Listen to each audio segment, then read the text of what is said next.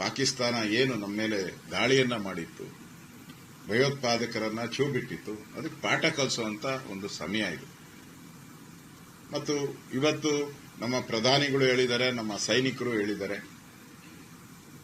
ಮತ್ತೆ ಪಾಕಿಸ್ತಾನನೂ ಕೂಡ ಈಗ ಒಪ್ಕೊಂತ ಇದೆ. ಅವರ ಹತರಾಗಿರುವಂತಹ ಸೈನಿಕರು, ಅಲ್ಲಿ ಭಯೋತ್ಪಾದಕರು ಎಷ್ಟು ಜನ ಸತ್ತಿದ್ದಾರೆ, ಎಷ್ಟು ಜನ ವಿತ್ ಪ್ರೂಫ್. ಯಾಕೆಂದ್ರೆ ನಮ್ಮಲ್ಲಿ ಒಂದು ಚಾಳಿ, ಮೊದಲಿಂದಾನು ಒಂದು ಚಾಳಿ, ಏನೇ ನಮ್ಮ ಸೈನಿಕರು ದಾಳಿ ಮಾಡಿದ್ರು ಸಾಕ್ಷಿ ಇದೆಯಾ,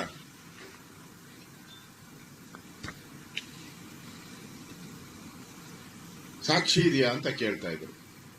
ಈಗ ನಮ್ಮ ಸೈನಿಕರು ಮೊನ್ನೆ ಅಧಿಕಾರಿಗಳು ಪ್ರೆಸ್ ಮೀಟ್ ಮಾಡಿದಾಗ ಸಾಕ್ಷಿ ಸಮೇತ ಕೊಟ್ಟಿದ್ದಾರೆ. ಥ್ರೂ ಸ್ಯಾಟಲೈಟ್ ಮುಖಾಂತರ ಸಾಕ್ಷಿ ಸಮೇತ ಕೊಟ್ಟಿದ್ದಾರೆ ನಮ್ಮ ಸೈನಿಕರು. ಅದನ್ನಾದ್ರೂ ನಂಬಬೇಕು. ಜನ ನಂಬ್ತಾ ಇದ್ದಾರೆ. ಎಲ್ಲೋ ಕೆಲವರು ಪಾಕಿಸ್ತಾನ ಜಿಂದಾಬಾದ್ ಅನ್ನೋರಿಗೆ ಇನ್ನೂ ಅದನ್ನ ತಡ್ಕೊಳಕ್ಕೆ ಆಗ್ತಾ ಇಲ್ಲ. ಈಗ ಕಾಶ್ಮೀರ ನಮ್ಮದು ಅನ್ನೋದನ್ನ ಪ್ರೂವ್ ಮಾಡಿದಿರಿ. ಮತ್ತೆ POK ಹಿಂದೆ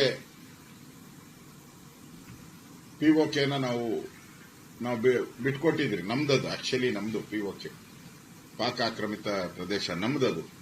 ಕಾರಣಾಂತರದಿಂದ ಬಿಟ್ಕೊಟ್ಟಿದ್ರಿ. ಈಗ ನಮ್ಮ ಕೇಂದ್ರದ ನರೇಂದ್ರ ಮೋದಿ ಅವರು ಹೇಳಿದ್ದಾರೆ, POK ಯಾವುದೇ ಕಾರಣಕ್ಕೂ ಪ್ರಶ್ನೆನೇ ಇಲ್ಲ, ನಾವು ಅದನ್ನು ವಾಪಸ್ ಪಡಿತೀರಿ ಅಂತ ಹೇಳಿ ಧೈರ್ಯವಾಗಿ ಹೇಳಿದ್ದಾರೆ, ವಾಪಸ್ ಪಡಿತೀರಿ. ಮತ್ತೆ ಸಿಂಧು ನದಿ ನೀರನ್ನು ಯಾವುದೇ ಮತ್ತೆ ಅದಕ್ಕೆ ಅಗ್ರಿಮೆಂಟ್ಗೆ ನಾವು ಹೋಗಲ್ಲ ಅನ್ನೋ ಮಾತನ್ನು ಕೂಡ ಹೇಳಿದ್ದಾರೆ. ಅಂದ್ರೆ ಇವೆಲ್ಲ ಕೂಡ ಈ ಒಂದು ದಾಳಿ ಆದ ಮೇಲೆ ಪಾಕಿಸ್ತಾನಕ್ಕೆ ಬುದ್ಧಿ ಕಲಿಸೋದ್ರ ಜೊತೆಗೆ ಸಿಂಧು ನೀರಿನ ವಿಚಾರ ಇರ್ಬೋದು, POK ವಿಚಾರ ಇರ್ಬೋದು, ಇದರಿಂದ ಒಂದು ಸ್ಪಷ್ಟ ಮೆಸೇಜ್ ಅನ್ನ ಕೊಟ್ಟಿದ್ರಿ. ಮೊದಲು ಯಾವುದೇ ಒಂದು ಚರ್ಚೆಗೆ ಹೋದಾಗ ಇವ್ಯಾವುದು ಅಜೆಂಡಾ ಇರ್ತಾ ಇರಲಿಲ್ಲ ನಮಗೆ. ಈಗ ಅಜೆಂಡಾ ಫಿಕ್ಸ್ ಆಗಿದೆ. ಮೊದಲ ಬಾರಿಗೆ ದೇಶದಲ್ಲಿ ಒಂದು ಅಜೆಂಡಾ ಫಿಕ್ಸ್ ಆಗಿದೆ.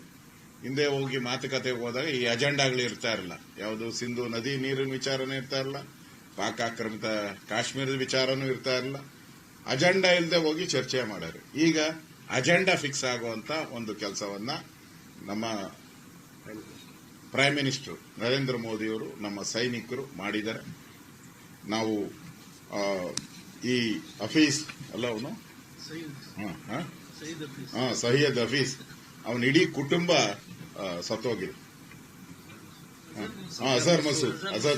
ಅಜರ್ ಮಸೂದ್ ಅವನ ಇಡೀ ಕುಟುಂಬ ಸತ್ತೋಗಿದೆ. ಅದಕ್ಕೆ ಸಾಕ್ಷಿನೂ ಯಾರು ಕೇಳಂಗಿಲ್ಲ, ಅವನೇ ಬಂದು ಅದರಲ್ಲಿ ಭಾಗವಹಿಸಿರುವಂತದ್ದನ್ನು ನೋಡಿದ್ದೀರಿ ನಾವು. ಅದರಿಂದ ಈ ಪಾಕಿಸ್ತಾನದಲ್ಲಿ ಏನು ಉಗ್ರ ತಾಣಗಳಿತ್ತು ಅದನ್ನ ಧ್ವಂಸ ಮಾಡುವಂತ ದೃಷ್ಟಿಯಿಂದನೂ ಕೂಡ ನಮ್ಮ ಸೈನಿಕರು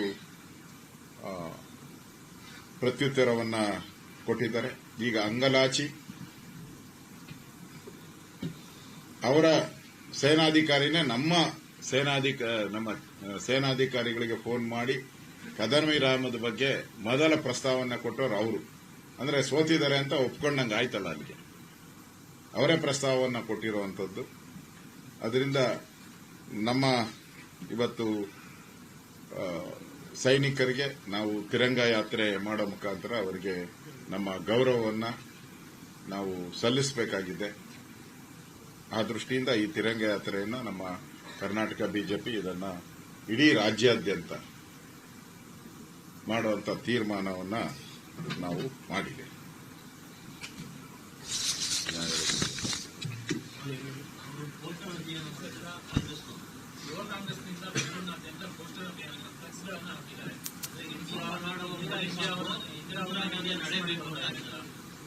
ಇಂದಿರಾ ಗಾಂಧಿ ಭಾರತ ವಿಜಯ ಸಿಂಧೂರ ಈ ರೀತಿಯಾದಂತಹ ಪೋಸ್ಟರ್ಗಳು, ಫ್ಲೆಕ್ಸ್ಗಳು, ಬ್ಯಾನರ್ಗಳು ಬೆಂಗಳೂರಿನ ಹಲವು ಕಡೆಗಳಲ್ಲಿ ಯುವ ಕಾಂಗ್ರೆಸ್ ಹಾಕಿದ್ದಾರೆ.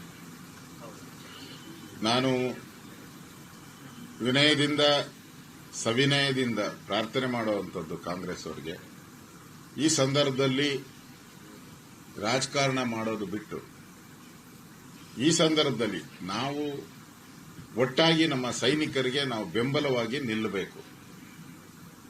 ಹಿಂದೆ ಏನಾಯಿತು, POKನ ಯಾರು ಬಿಟ್ಟುಕೊಟ್ರು, ಅದನ್ನ ನಾವೇನು ಪ್ರಶ್ನೆ ಮಾಡಿದಾರ? ಮೋದಿಯವರು ಪ್ರಶ್ನೆ ಮಾಡಿದಾರ? POK ಬಿಟ್ಟುಕೊಟ್ಟಿದ್ದು ನಾವು ಪ್ರಶ್ನೆ ಮಾಡಿಲ್ಲ. ನಾವು ಸಿಂಧೂ ನದಿ ನೀರಿನ ಒಪ್ಪಂದ ನಾವೇನು ಪ್ರಶ್ನೆ ಮಾಡಿಲ್ಲ. ನಾವು ಹಿಂದೆ ಬಾಂಬೆಲ್ಲಾದಂತ ತಾಜ್ ಹೋಟ್ಲ್ ದಾಳಿ, ಆ ಸಂದರ್ಭದಲ್ಲೇ ನಾವು ಸರಿಯಾಗಿ ಪಾಠ ಕಲಿಸಿದ್ರೆ ಇವತ್ತಿನ ಈ ಸ್ಥಿತಿ ಬರ್ತಾ ಇಲ್ಲ. ಅದನ್ನು ನಾವು ಕೇಳ್ತಾ ಇಲ್ಲ. ಆಗಿ ಹೋಗಿದ್ದನ್ನ ನಾವು ಯಾವುದೂ ಕೇಳ್ತಾ ಇಲ್ಲ. ಅದರಿಂದ ಕಾಂಗ್ರೆಸ್ ಅವರು ಆಗಿ ಹೋಗಿರೋದನ್ನ ಯಾವುದನ್ನು ಹೇಳುವಂಥದ್ದು ಈ ಸಮಯದಲ್ಲಿ ಸೂಕ್ತ ಅಲ್ಲ. ಮುಂದೆ ಏನ್ ಮಾಡಬೇಕು ಅನ್ನೋದ್ರ ಬಗ್ಗೆ ಇಡೀ ದೇಶ ಒಟ್ಟಾಗಿ ಪಾಕಿಸ್ತಾನಕ್ಕೆ ಇನ್ನಷ್ಟು ಹೇಗೆ ಬುದ್ಧಿ ಕಲಿಸಬೇಕು ಅನ್ನೋದ್ರ ಬಗ್ಗೆ ನಾವು ಯೋಚನೆ ಮಾಡಬೇಕೇ ಹೊರತು ಹಿಂದೆ ಆದಂತ ಇಂದಿರಾ ಗಾಂಧಿಯವರ ಬಗ್ಗೆ ಮಾತಾಡುವಂಥದ್ದು ಅಷ್ಟು ಸೂಕ್ತ ಅಲ್ಲ ಅಂತ ಈ ಸಂದರ್ಭದಲ್ಲಿ ನನಗೆ ಅನಿಸ್ತಾ ಇದೆ. ಯಾಕಂದ್ರೆ ತಮಗೂ ಗೊತ್ತಿದೆ, ಅವತ್ತು 90,000 ಸೈನಿಕರು ನಮ್ಮ ಶರಣಾಗತಿಯಲ್ಲಿದ್ರು. ಬಿಟ್ಟವರ 90 ಇನ್ನ 3 ಬಿಟ್ಟವ್ರನ್ನ ನಾವೇನ ಕೇಳಿದ್ರ ಯಾಕೆ ಬಿಟ್ರಿ ಅಂತ ನಾವು ಕೇಳಿಲ್ಲ. ಅದನ್ನ ಸಿದ್ಧ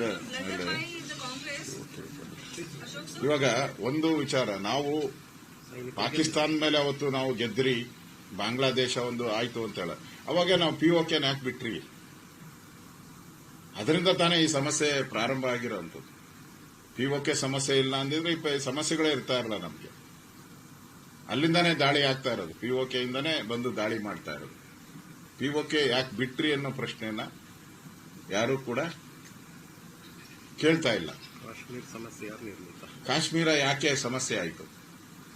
ಅವತ್ತು ಜನರಲ್ ಕಾರ್ಯಪ್ಪ ಅವರು ಅವರ ಪುಸ್ತಕದಲ್ಲಿ ನಾವು ಕೂಡ ಓದಿದ್ದೀರಿ, ವಿದ್ಯಾರ್ಥಿಗಳಾಗಿ ನಾವೆಲ್ಲ ಓದಿ. ನನಗೆ 1 ಗಂಟೆ ಸಮಯ ಕೊಡಿ ಅಂತ ಕೇಳಿದ್ರು. ಆ ಪೋಸ್ಟರ್ಗಳನ್ನ ಹಾಕ್ಲಿ ಇವರು. ಜನರಲ್ ಕಾರ್ಯಪ್ಪ ಅವರು ಅವತ್ತು ನಮ್ಮ ಚೀಫ್, ನಮ್ಮವರೇ, ಕರ್ನಾಟಕದವರೇ, ಕೊಡಗಿನವರು. ಅವ್ರು ಕೇಳಿದ್ರು 1 ಗಂಟೆ, 1 ದಿನ ನಾನು ಟೈಮ್ ಕೊಡಿ, ಎಂಟೈರ್ ಪಾಕಿಸ್ತಾನವನ್ನ ನಾನು ನಮ್ಮ ಕಬ್ಜೆಗೆ ತಗೊಂತೀನಿ ಅಂತ ಹೇಳಿದ್ರು. ಕೊಡದೇ ಇದ್ದವ್ರು ಯಾರು? ಈ ಪ್ರಶ್ನೆನೂ ನಾನು ಕೇಳಲ್ಲ. ಇವತ್ತು ನಾನು ಏನೇನು ಕೇಳಿದೆ ಆ ಪ್ರಶ್ನೆಗಳು ಯಾವುದನ್ನು ನಾನು ಕಾಂಗ್ರೆಸ್ಗೆ ಕೇಳಲ್ಲ. ಸಮಯ ಅಲ್ಲ, ಇದು ಸಮಯ ಅಲ್ಲ. ದಯವಿಟ್ಟು ಈ ಪೋಸ್ಟ್ಗಳು ಹಾಕಿ ಅಂತಾನೂ ಹೇಳಲ್ಲ ನಾನು.